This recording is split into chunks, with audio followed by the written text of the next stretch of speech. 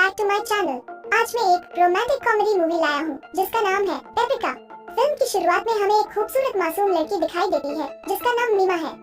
वो अपने boyfriend Nino से मिलने जाती है, लेकिन वो उसे एक ब्रोथल हाउस में ले जाता है जहाँ मीमा को अगले 15 दिन कॉल गर्ल के रूप में काम करना है और वो इन 15 दिनों में वहाँ से जितना हो सके उतना पैसा कमाना चाहती है, क्योंकि उस पैसों से वो अपनी बॉयफ्रेंड के साथ आने वाली जिंदगी खुशी से जीना चाहती है। और नीनो 15 दिनों के बाद उसके लिए वापस आने का वादा करता है। बाद में मीमा उस घर में पहली बार प्रवेश करती है और जहाँ उसकी मुलाकात उस घर के मैनेजर मैडम कोलिक से होती है और वो मीमा की ब्यूटी से बहुत अट्रैक्ट हो जाती है और वो कुछ प्रेडिक्ट भी करती है कि तुम तो यहाँ मिरेकल करने वाली है। तब मीमा कहती है कि मुझे किसी भी तरह का एक्सपीरियंस नहीं है। तब मैडम कोलिक ने उसे कॉन्फिडेंस देती है कि इस घर में एक दिन का एक्सपीरियंस बाहर के 10 साल के बराबर है और चिंता करने की कोई जरूरत नहीं है। और बाद में मैडम कोलिक मीमा को अपने नए कमरे में ले जाती है। फिर वो मीमा से कहती है कि तुम किसी क्लाइंट को भी मना नहीं कर सकते हैं और तुम्हें हर दिन काम करना है और तुम्हें हफ्ते में एक दिन छुट्टी मिलेगी। और बाद में मैडम कोलिक ने मीमा को वो रहने वाली दूसरी लड़कियों के साथ मिलवाती है और वो उसे एक नया नाम भी देती है, वो है पेपरिका और वो उसकी वर्किंग नेम है।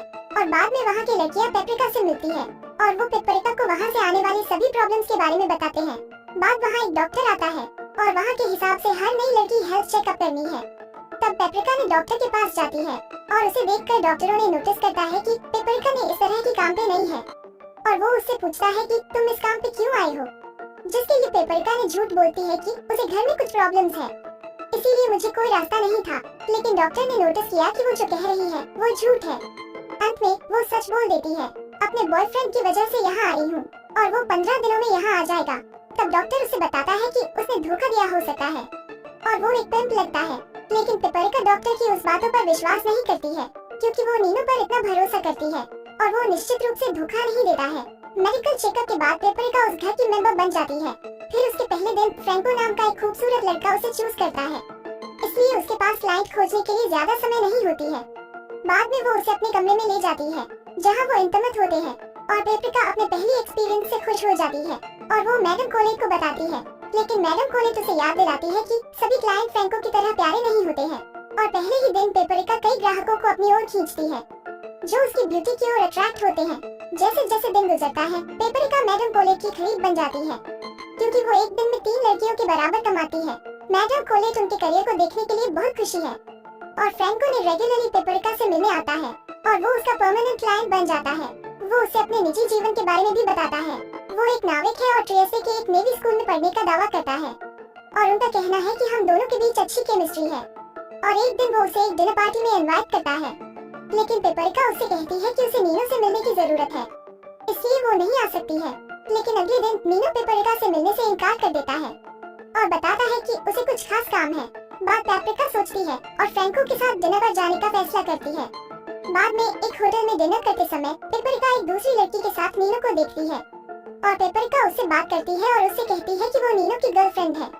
लेकिन उस लड़की ने मुस्कुराते हुए कहती है कि वो और नीनो 3 साल से साथ में है और दोनों एक दूसरे से प्यार में है। और उसके बाद नीनो वहाँ आता है, पेपरिका को गाली देता है और उस लड़की के पीछे चला जाता है। पेपरिका को तब पता चलता है कि नीनो उससे प्यार नहीं कर रहा था बल्कि पैसे कमाने के लिए उसका इस्तेमाल कर रहा था। बाद में वो वापस फ्रैंको के पास आती है और वो उसे कुछ कंफर्ट देता है और वो होटल से अपने अपार्टमेंट में ले जाते हैं जहाँ वो दोनों फिर से इंटीमेट होते हैं, लेकिन इस बार एक क्लाइंट के रूप में नहीं बल्कि प्रेमी के रूप में। अगले दिन फ्रैंको पेपरिका के लिए अपने प्यार का इजहार करता है और उससे शादी करने के लिए कहता है और वो जल्द ही कप्तान बनने जा रहा है, इसलिए वो आपको मेरे साथ आने के लिए कहता है। लेकिन पेपरिका अब उसके पास नहीं जाती है और वो उसे ये कहकर खारिज कर देती है कि वो प्यार में विश्वास नहीं करती है और कहती है कि मेरा एकमात्र लक्ष्य अपने काम में जितना हो सके उतना पैसा कमाना है। और वो बाद में मैडम को सब कुछ बताती है और मैडम कोलिक उसे चेतावनी देती है कि अब किसी भी आदमी के साथ प्यार में न पड़े। बाद में नीनो पेपरिका से मिलने वहाँ पहुँचता है और महीने के अंत तक वो पेपरिका को अपनी कमाई का 60% कमीशन के रूप में देने की धमकी देता है और उसका आपसे शादी करने का कोई इरादा नहीं है और वो आपसे कुछ पैसे कमाना चाहता है। पेपरिका फिर मैडम कोलिक को सब कुछ बताती है और मैडम कोलिक आपको नीनो से बचाने का वादा करती है। कुछ दिनों बाद उस घर का मालिक उस घर में आता है। वो तुरंत पेपरिका से अट्रैक्ट जाता है और उसे नीनो से बचाता है। कुछ दिनों बाद रोको नाम का एक आदमी उस घर आता है। वो पेपरिका की दोस्त का दलाल है और उससे अपना कमीशन लेने आया है, लेकिन वो उसे कोई कमीशन नहीं देती है। तब रोको उसे थप्पड़ मार देता है और अपने दोस्त को इस तरह से देखने के बाद पेपरिका ये सोचकर बहुत डर जाती है कि उसके साथ भी ऐसा ही हो सकता है। फिर वो अपने दोस्त से बात करती है और उसे उस घर और उस काम को छोड़ने के बारे में बताती है। फिर वो अपनी दोस्त पेपरिका को क्लबों में काम करने की सलाह देती है क्योंकि वो अच्छा पैसा कमाएंगे। इसलिए पेपरिका ने अपना नया जीवन शुरू करने के लिए उस घर छोड़ने और उस शहर भी छोड़ने का फैसला करती है। और बाद में ये सब छोड़कर वो ट्रेन में जा रही होती है। तब उसी ट्रेन में वो रोको को देखती है। वो भी पेपरिका को देखता है और उसके करीब आता है। पेपरिका तब उसे बताती है कि वो अब वेश्यावृत्ति को छोड़ दी है, लेकिन रोको उसकी बातों पर विश्वास नहीं करता और उसे जबरन ट्रेन के बाथरूम में ले जाता है। लेकिन वो उसका विरोध करने की कोशिश करती है, लेकिन अंत में मान जाती है और वो ट्रेन में इंटीमेट हो जाते हैं। फिर वो रोको के अपार्टमेंट में जाते हैं जहाँ वो रात भर घपाघप करते हैं। अगले दिन पेपरिका क्लब में नौकरी ढूंढने के लिए निकल जाती है। हालांकि रोको उसे अपने साथ आने के लिए कहता है, लेकिन पेपरिका अकेली जाती है और वो सभी क्लब मालिकों को कॉल करके बताता है कि उसे कोई काम न दे और पेपरिका को भी कोई काम न करने के लिए कहता है। इस वजह से पेपरिका को किसी भी क्लब में नौकरी नहीं मिल पाई है। फिर रोको उसे एक अमीर आदमी के घर में काम करने के लिए मनाने की कोशिश करता है, जो उसी काम में फिर से बहुत पैसा कमा सकता है। पहले तो वो हेजिटेट करती है, लेकिन अंत में बिना कोई रास्ता के वजह से वो रोको की बातों को मान लेती है। फिर रोको उसे इटली के सबसे बड़े पिंप मिल्वो से मिलने के लिए ले जाता है। वो पेपरिका की शारीरिक सुंदरता में बहक जाता है और पेपरिका को मैडम ओलंपिया के तहत काम करने के लिए कहता है। और चूंकि हर कोई पेपरिका को पसंद करता है, इसलिए उसे ग्राहक ढूंढने में देर नहीं लगती। लेकिन एक दिन वो घर में अपने एक करीबी रिश्तेदार को देखती है और वो उसको अवॉइड करने की कोशिश करती है, लेकिन वो उसे पहचान लेता है और वो उसके करीब आता है और उसे अपने साथ आने के लिए कहता है। हालांकि पेपरिका जानती है कि वो उसकी भतीजी है। वो उसके साथ अपनी इच्छाओं को पूरी करना चाहता है। बाद में वो उसे ब्लैकमेल भी करना शुरू कर देता है और उसे कोई पैसा नहीं देता है जब रोको अपना कमीशन मांगने आता है। लेकिन पेपरिका ज्यादा पैसा नहीं कमा पाती है, जिससे रोको नाराज हो जाता है। पेपरिका फिर रोको से कहती है कि वो हर दिन यहाँ आता है और मेरे साथ ज्यादा समय बिताता है और कोई पैसा नहीं देता और दूसरों से कमाने के लिए भी नहीं देता और मुझे बता रहे हैं कि मुझे डरा रहे हैं। इसलिए रोको अपने ससुर से उसे एक कैफे में लाने के लिए कहता है। वो फिर कैफे में आती है जहाँ उसके ससुर भी होते हैं और उसने पेपरिका से कुछ पैसा भी मांगता है। उसी समय रोको अपने लोगों के साथ कैफे में आता है और उसे पेपरिका के ससुर के पास छोड़ने की धमकी देता है और उसे फिर कभी नहीं चाहने की कोशिश करती है। फिर वो पेपरिका को बताता है कि वो प्रिंस ब्रांडो और उसकी पत्नी के साथ एक मीटिंग मिली है। बाद में पेपरिका और उसके साथ बेबी नाम की एक और लड़की दोनों उस घर में जाते हैं। वहाँ दोनों ने थोड़ी सी ड्रग्स लेते हैं, फिर कुछ शराब पीते हैं और प्रिंस ब्रांडो और उनकी पत्नी के साथ अपने फ्लर्ट करते हैं और मजाक भी लेते हैं। बाद में जब वो वापस आते हैं तो बेबी को खांसी होने लगती है और कहा जाता है कि वाइन थोड़ा ज्यादा हो गया था। बाद में एक दिन पेपरिका को अपने पुराने प्रेमी फ्रैंको का एक लेटर मिलता है और उसे पता चलता है कि फ्रैंको अभी उससे प्यार कर रहा है। वो फिर मैडम ओलंपिया से कहती है कि वो इस काम छोड़ने की बात। तब मैडम ओलंपिया बोलती है कि सरकार जल्द ही सभी वेश्यालयों को बंद कर देगी और ये व्यापार जल्द ही अवैध हो जाएगा। इसलिए वो पेपरिका से कहती है कि अब जितना हो सके उतना कमा लो। फिर उसी समय बेबी बहुत बीमार हो जाती है और बाद में मर जाती है। तब पेपरिका को डर होना शुरू होती है क्योंकि उसका भी ऐसा ही हालात होने वाला है।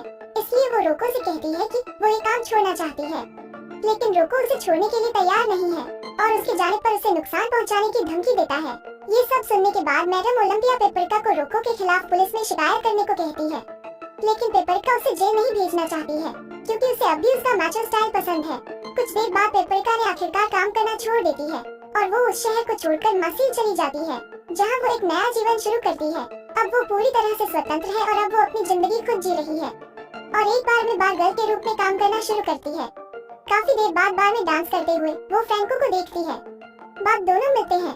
तब फ्रैंको पेपरिका को बताता है कि उसने एक बड़ी नाव खरीदी है और दुनिया भर की यात्रा करना चाहता है और इसके लिए वो पेपरिका से कुछ पैसा मांगता है। फिर पेपरिका ने उसे कुछ पैसे देती भी है और सब कुछ उसके हिसाब से चल रहा होता है।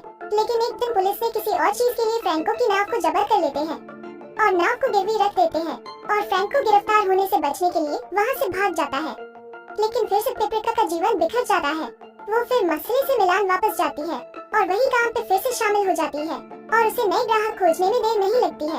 एक दिन काउंट बास्टियानो रोसेस्को नाम का एक धनी व्यापारी अपने बेटे को एक आदमी में बदलने के लिए एक आदमी के घर आता है और वो ऐसा करने के लिए पेपरिका को चुनते हैं।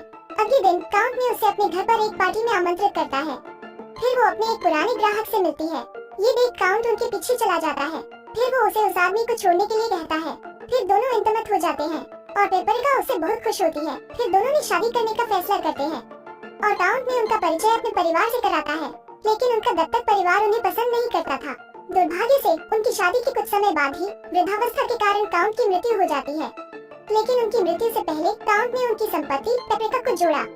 कुछ दिनों बाद पेपरिका को फ्रैंको की ओर से एक पत्र प्राप्त होता है। उस पत्र में उसने उसे उसकी शादी की बधाई दी है। कुछ दिनों बाद उसे पता चलता है कि सभी शिष्टाचार गृह स्थायी रूप से बंद हो जाएंगे। तो आखिरी बार पेपरिका एक विशेषज्ञ के रूप में काम करने और अपने ग्राहकों को हमेशा के लिए खुश करने के लिए मैडम कोलेट के पास आती है और फिर वहाँ एक पार्टी करते हैं। कुछ दिनों बाद पेपरिका अमीर है और वो अंततः फ्रैंको से शादी करती है और उसे एक नाव देती है। उसे आखिरकार वो मिल ही गया जो वो अपने जीवन में चाहती थी। उसे एक प्यार करने वाला पति, बहुत सारा पैसा और उसके जीवन में स्वतंत्रता मिली है। लेकिन उसे यह सब करने के लिए काफी समय चाहिए था और वो जानती है कि यह सिर्फ 15 दिनों में नहीं होगा। ये है पेपरिका की कहानी। अगर आपको ये कहानी अच्छी लगे तो एक बार फिल्म देख सकते हैं, लेकिन यह केवल 18 साल से अधिक उम्र वालों के लिए है। तो ये थी पेपरिका मूवी की कहानी। अगर आपको कहानी अच्छी लगी हो तो पूरी फिल्म देखें और अगर आप ऐसी और भी वीडियो देखना चाहते हैं तो हमारे चैनल को सब्सक्राइब करें। पूरा वीडियो देखने के लिए धन्यवाद है। मिलते हैं अगले वीडियो में।